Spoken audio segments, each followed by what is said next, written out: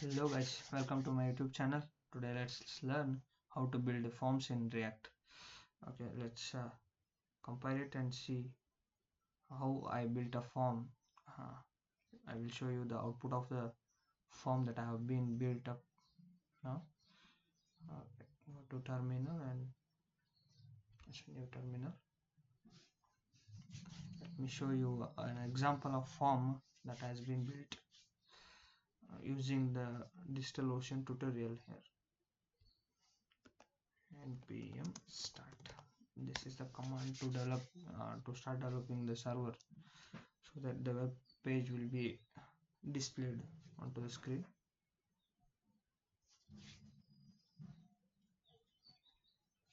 Okay, it's starting the development server. Yeah, you can see here the form.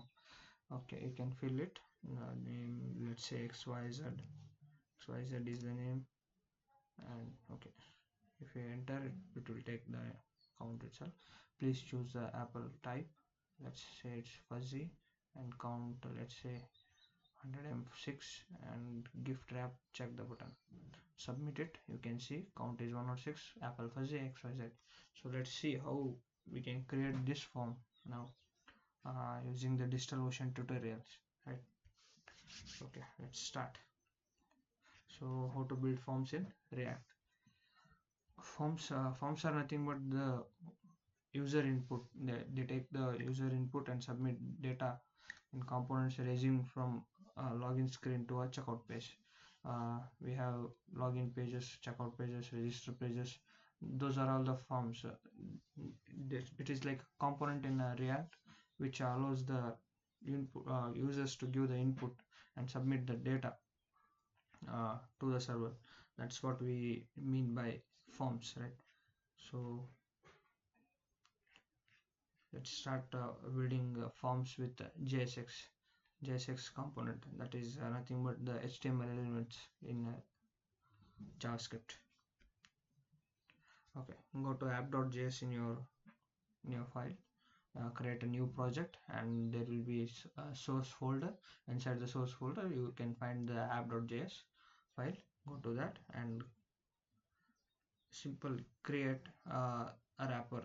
How about them apples? This creates only just a form having a heading how about them apples, uh, and add the button of submit to it. This code adds the submit button to your code. Just copy paste this code, or you write this code into your VS Code editor. It will create a submit button, and within app.css change that app.css styling components to this small code, which will add some elements into styling into your web page. So after adding these two codes, your web page look like this. How about them apples, and a name where you can enter the name and submit it.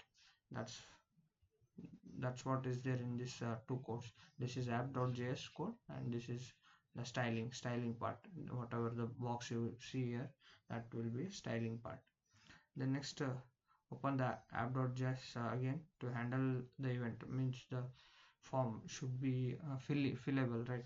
Name, you should enter the name, and then if you start submitting the button, then that should be submitted to the server, right? So to add that, here there is a function called constant handle submit. This code will help you that alert message will be shown when you submit.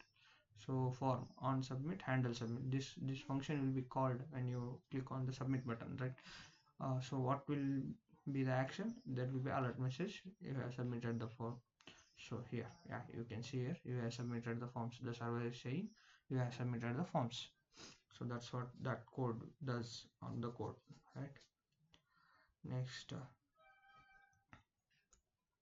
so after this, to handle by any multiple function, we call APIs using useState function. They are using a API call by using the useState hook to create a submitting variable and set submitting function. uh, so what does this do? Let's see what does this do. This copy paste this code, and now see the output how it will change. see the submitting the form. When you click on submit, it's showing submitting the form. It takes time, and then it will show whether the form is being submitted or not. So what does it mean? So if there is any error, then it will check for the error. If it no error, then only it takes time and it checks for input, and then if the inputs are good, then only it submit. Otherwise it will not submit the form. That's what is meant by this one. And step 2, collecting form data using uncontrolled components. Okay, what are uncontrolled components? Is that they does not have a value set by React. Now there is no value set for them, so they are called as uncontrolled. There is no range of values that has been set for the input. That's what we call it as uncontrolled. What is controlled? Controlled have some set of values uh, that we control, that the coder or the one who create the form will control the value of that. So how to let's see how to build these uncontrolled components. Okay, add this code to your code, app.js code, and then okay, there will be an error. And how to change that error will be in the next code. And add this code to, and changes are being made, so that there will be no error in the code, and the submitting will be through the uncontrolled forms. Okay,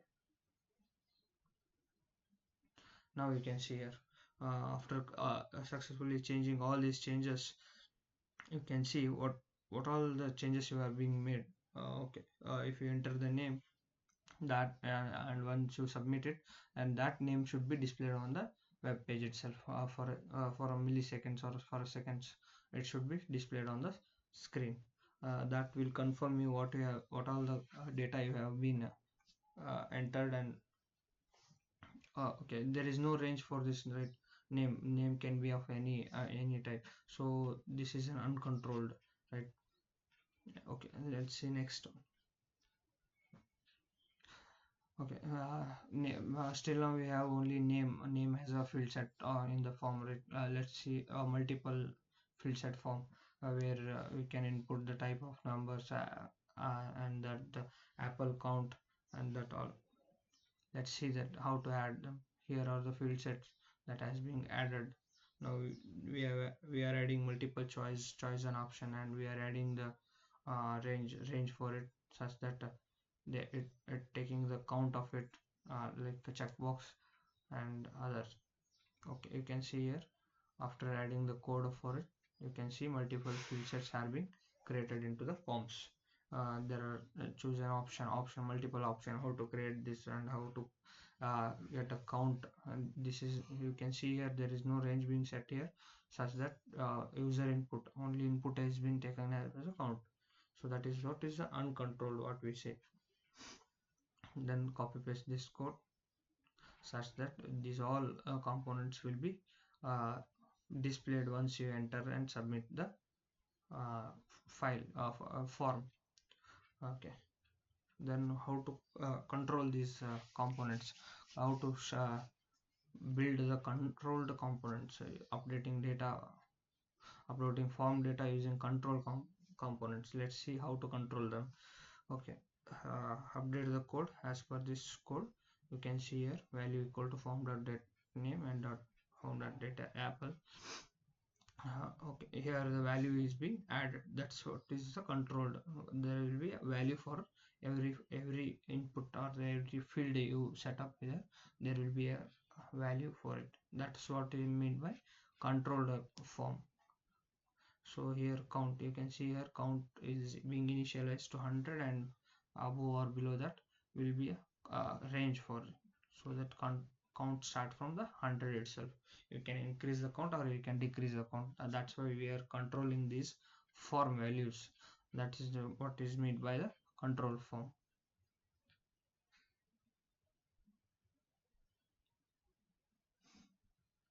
You can see here, if event dot reset, if we reset the event, then apple becomes nil and count becomes 0, name becomes also empty, gift wrap will be false. That is what is that's what we are controlling it. How should be an empty event matlab, no input. When no input is given, that is what is the event gonna happen. Apple with no name, count 0. That's how we are controlling the resetting of the form. You can see here, you can see here entering and Apple's fuzzy and count. And we have given also the default submit button. When you directly set on submit button, and default values will be taken. Name will be will fuzzy, and count a name, first given name will be taken as a default, and fuzzy will be taken as default, and 100 count will be default, and gift wrapping will be marked true. That's what is the default value, check value, dynamic default value for the submitting form. If you don't enter the input and submit automatically, it will take the values automatically. So dynamically updating form properties. What is dynamically updating the form properties is that you can see here, try setting input to be disabled until a condition is met. Another input, update the gift wrapping checkbox to be disabled unless the user selects the fuzzy option. You can do this. If the user selects fuzzy option, then only gift wrapping should be there. Okay, it's like dynamically controlling it. Let's see by the output. You can see here, if you select the fuzzy here in this output, if you select the fuzzy only, then this gift wrapping, what is the select box is there, that will be enabled, otherwise it will be disabled. If you select fuzzy, then it's getting enabled, otherwise it is disabled now. That's what is meant by dynamic controlling it. In addition to the properties on individual components, you can modify the entire group sets. How you can modify? By editing the field set tag itself. Field set tag, in if you add disabled equal to submitting, then it will be entered to the whole field set itself, whole group of components itself. Now you can see here, whole this whole components is being disabled once you submit it. That's what is meant by that. So this is how we create forms using this DigitalOcean or in React. You can see here, I will show the output once again. The final output, you can see I have been given a name, apples, I have selected fuzzy, and count I have given. So once I click OK, then this will be disabled and the data will be displayed out there. Okay guys, that's about the forms creation. Thank you.